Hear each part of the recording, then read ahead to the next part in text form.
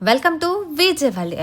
Hollywood blockbuster film The Lion King సినిమాకి ప్రీక్వెల్గా Mufasa The Lion King అనే చిత్రం రూపొందించిన సంగతి మనందరికీ తెలిసిందే. గతేడాదిలో విడుదలైన ఈ చిత్రం ఇప్పుడు ఓటీటీలోకి రానుంది. బారీ జెంకిన్స్ ఈ సినిమాకి దర్శకత్వాన్ని వహించారు.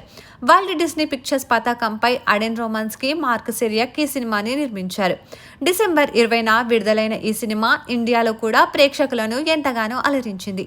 సుమారు 1260 కోట్లతో తెరకెక్కిన ఈ చిత్రం ప్రపంచవ్యాప్తంగా 3200 కోట్లు రాబట్టి రికార్డును సృష్టించింది. ఇక ఈ సినిమా ఓటీటీలోకి ఎప్పుడొస్తుందా అని ప్రేక్షకులు ఎంతగానో ఎదురుచూస్తున్నారు. ముఫాసా ది లయన్ కింగ్ చిత్రం ఫిబ్రవరి 18న డిస్నీ ప్లస్ హాట్స్టార్లో ప్రీమియర్ అవుతుంది. అయితే రెంటల్ విధానంలో అదనంగా డబ్బు చెల్లించి ఈ చిత్రాన్ని చూసే అవకాశం ఉంటుంది. ఆపై ఈ చిత్రం Amazon Prime Video, Apple TV, ఫాండగాతో సహా మీడియా ఆన్ డిమాండ్ ప్రాతిపదికన అందుబాటులో ఉంటుంది. ఇక్కడ కూడా అదనంగా రెంట్ చెల్లించాల్సి ఉంటుంది.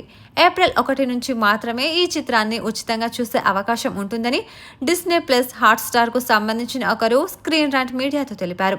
ఇంగ్లీష్, హిందీ, తమిళ, తెలుగు భాషల్లో విడుదలైన ముఫాసా ది లయన్ కింగ్ చిత్రంలో టైటిల్ రోల్కి Tollywood star hero Mahesh Babu voice over అందించడంతో తెలుగు ప్రేక్షకులలో ఎంతగానో ఆసక్తి నెలకొంది. హిందీ వర్షన్లో ముఫాసా పాత్రకి షారూఖ్ ఖాన్, ముఫాసా చిన్నప్పటి పాత్రకి ఆయన కుమారుడు అబ్రమ్ వాయిస్ అందించారు. ఈ చిత్రంలో సింబా పాత్రకు షారూఖ్ పెద్ద కుమారుడు ఆర్యన్ ఖాన్ వాయిస్ ఓవర్ని ఇచ్చారు.